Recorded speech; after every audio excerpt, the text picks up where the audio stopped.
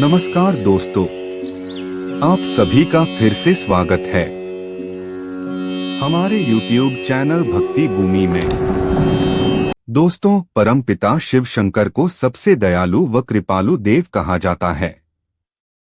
हिंदू धर्म के समस्त देवों में से अगर किसी देव को सबसे ज्यादा पूजा जाता है तो वो शायद शिव शंकर ही हैं, क्योंकि ये अन्य देवी देवताओं के साथ साथ भूतों प्रेतों के भी आराध्य हैं। यही कारण है इनके अनगिनत भक्त हैं। दुनिया के किसी भी कोने में चले जाओ, इनके भक्त देखने को मिल ही जाते हैं। इनकी भक्ति से इनका आशीर्वाद तो प्राप्त होता ही है। भगवान जो है वो कुछ ही लोगों को चुनते हैं, तो वो कौन से लक्षण हैं जिनसे अभी जान सकते हैं कि भगवान ने आपको अपनी सेवा के लिए चुना है। भगवान ने आपको इस संसार की सेवा के लिए चुना है, आपको भक्ति के लिए चुना गया है। आप एक भक्त हैं, आपके अंदर वो सभी गुण हैं जो एक भक्त के अंदर होने चाहिए, जो एक सच्चे सेवक के अंदर होने चाहिए। अगर आप हैं शिव जी के फेवरेट भक्त हैं तो वो कौन से लक्षण हैं, जानिए उनके बारे में। 1. शास्त्रों के अनुसार डमरूधारी शंभू की पूजा जातक के जीवन में से मृत्यु का डर खत्म हो जाता है, क्योंकि शिव शंकर कैलाशवासी है जो अजय अमर हैं, जिनकी जन्म से जुड़ा कोई रहस्य आज तक कोई जान नहीं पाया है।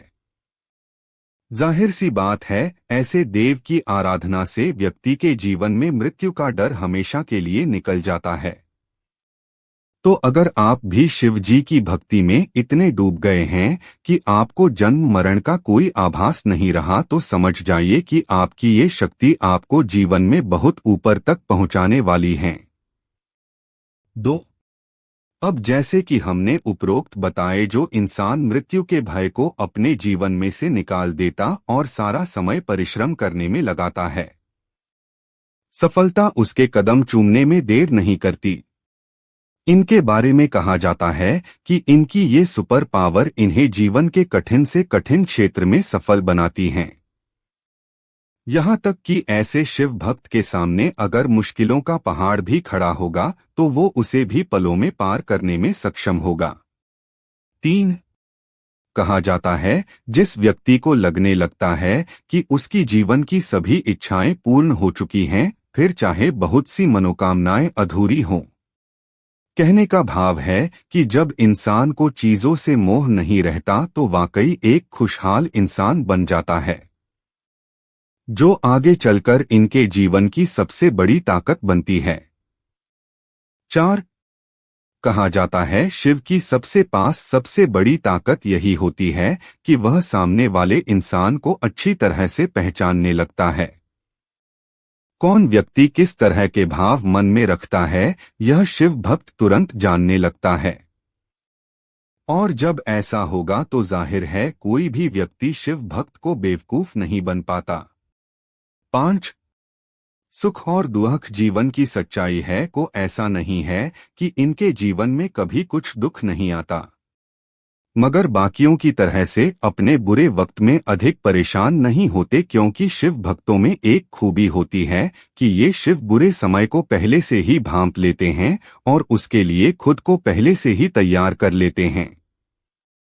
हमारी क्या औकात है कि हम उसे ईश्वर की भक्ति कर पाएं उसकी बिना इच्छा के, क्योंकि उसकी इच्छा के बिना तो एक पत्ता तक नहीं मिलता। जब आप यह कहते हैं कि मैं एक अच्छा भक्त बनना चाहता हूं, भगवान के बहुत करीब जाना चाहता हूं, मैं उनके दर्शन करना चाहता हूं, मैं इतनी तपस्या की है, इतने व्रत किए हैं, इतनी पूजा की है, मुझे तो दर्शन हो नहीं द, तो यह सब व्यर्थ है, क्योंकि कर्म भी पूजा भी आप तभी कर रहे हैं जब उनकी इच्छा है। जब तक आप उनकी इच्छा केवल पर रहते हैं तब तक आप उनके दर्शन कर पाते हैं, अपने इच्छा से कुछ नहीं कर पाते। और भक्ति भी तभी आप कर पाते हैं जब उनकी इच्छा होती है। हजारों लोग होते हैं और ईश्वर के करीब जो है वो कुछ ही लोग जा पाते हैं, इसका एक सीधा सा कारण यह है क्योंकि ईश्वर भगवान स्वयं अपने भक्त को चुनते हैं। कर्मों के आधार पर जिनके कर्म उत्तम होते हैं उनको स्वयं भगवान चुनते हैं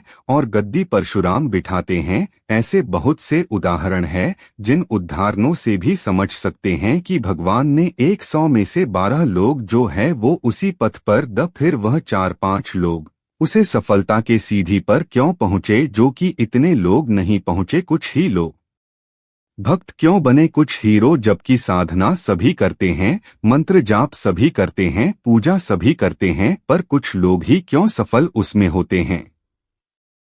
तो सबसे पहला लक्षण है जब आपके अंदर भक्ति के गुण होते हैं तो आपके अंदर दया भाव उत्पन्न हो जाता है। जीव जंतु गरीब लाचार ऐसे लोगों के प्रति आपके मन में दया का भाव उत्पन्न हो जाता है और आपका मन इतना ललहित हो उठाता है कि आप उनके लिए तन मन धन से कुछ करना चाहते हैं और उसे समय जो भी आपके पास होता है वह आप उन्हें समर्पण कर देते हैं। जिनके अंदर दया भाव उत्पन्न होती है इसका मतलब भगवान ने आपको अपनी भक्ति के लिए चुना है। दूसरा लक्षण होता है संसार की माया को देखकर संसार को देखते हैं तो उनका मन संसार में नहीं लगता। इस संसार को झूठे संसार को देखते हैं कि लोग बोलते कुछ करते कुछ है। जो लोग भौतिकता में इतने लुप्त हो चुके हैं, जिन्हें अपने माँ बाप का ज्ञान नहीं, जिनेश्वर का ज्ञान नहीं, जिन्हें अपने कर्मों का ज्ञान नहीं, वो वैराग्य धारण करने के लिए सोचते हैं कि मैं इस संसार से पता चला जाऊं। उनके अंदर यह गुण पैदा होना शुरू हो जाता है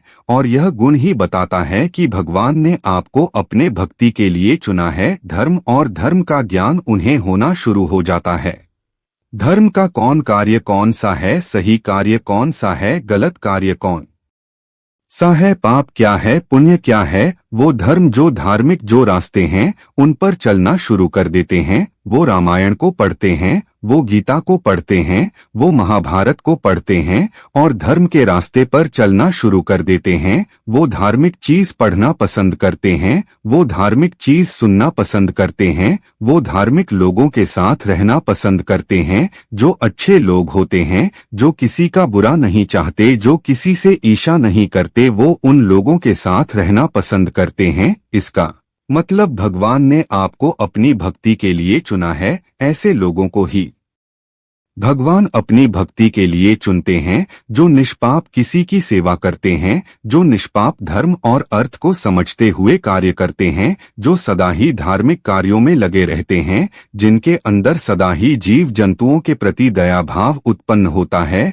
जो कुछ ना कुछ ऐसा करना दिन और रात एक करके ईश्वर की बनाई हुई लोगों को हर तरीके से सुख पहुंचाना चाहते हैं। ऐसे लोगों पर ईश्वर की कृपा होती है और वही अपने भक्तों को अपनी भक्तों में से एक को चुनता है और वही शिवलोक की प्राप्ति करता है। अगला लक्षण होता है कि वो व्यक्ति जिनको भगवान अपनी भक्ति के लिए चुनते हैं वो दुनिया से मतलब नहीं रखते, बिल्कुल भी मतलब नहीं रखते। वो दुनिया से वो अकेला रहना पसंद करते हैं, वो अकेले में अपने मन का मंथन करते हैं, वह इन प्रश्नों का उत्तर ढूंढते हैं। बिना किसी ने पढ़ाया, बिना किसी को बताए वो इन प्रश्नों का उत्तर ढूंढते हैं कि मैं इस धरती पर क्यों आया हूँ, मेरा लक्ष्य क्या है, मेरा उद्देश्य क्या है, मुझे क्या करना है, यह जीवन क्या है। वो इन प्रश्नों का उत्तर जिस प्रकार महात्मा बुद्ध ने इन प्रश्नों का उत्तर ढूंढने के लिए गहन ध्यान किया और अंत में वो घनिष्ठ हो गए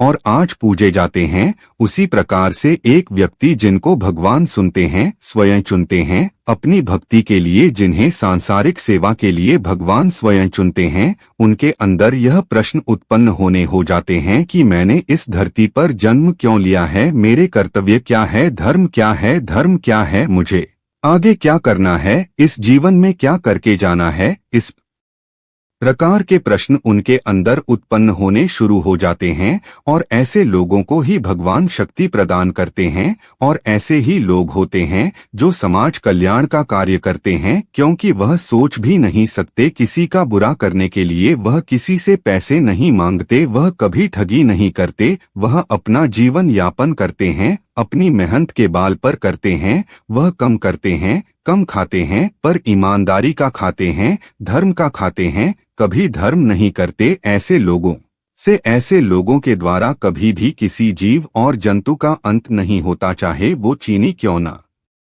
ऐसे लोग चींटी को देखकर भी बहुत संभल कर चलते हैं। बहुत बड़े मुर्गे बकरे इनकी तो बहुत दूर की बात है, क्योंकि उन्हें पता है आपके कर्मों का हिसाब होगा, इसलिए वह अपने आध्यात्मिक जीवन पर विश्वास रखते हैं। तो ऐसे लोग भगवान के बहुत करीब होते हैं, और ऐसे लोगों को ही भगवान समय में ऐसे लोग ही शिवलोक की प्राप्ति करते हैं, ऐसे लोग ही मोक्ष की प्राप्ति करते हैं। ऐसे लोगों को फिर कभी धर्म जन्म और मृत्यु के चक्कर में नहीं पादना होता और दोबारा जन्म नहीं लेने देते ईश्वर, और सदैव वो भगवान के हृदय में निवास करते हैं। इसलिए अगर आप में भी यह गुण है तो समझिए, खुद को पहचानिए कि ईश्वर ने आपको अपनी भक्ति के लिए चुना है। इस जीवन को बर्बाद करने के लिए नहीं चुना, गलत कारों को करने के लिए नहीं चुना, यह जीवन को भौतिकता में लगाने के लिए नहीं चुना, इस जीवन को आध्यात्मिकता में लगाने के लिए भगवान ने आपको चुना है।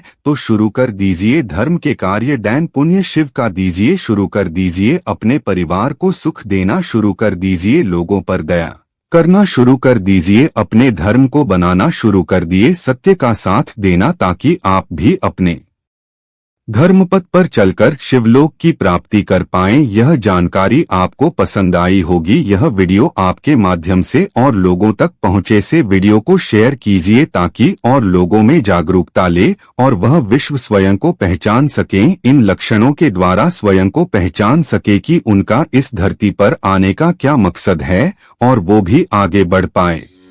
उम्मीद करते हैं कि आपको इस वीडियो से कुछ नया जरूर सीखने को मिला होगा।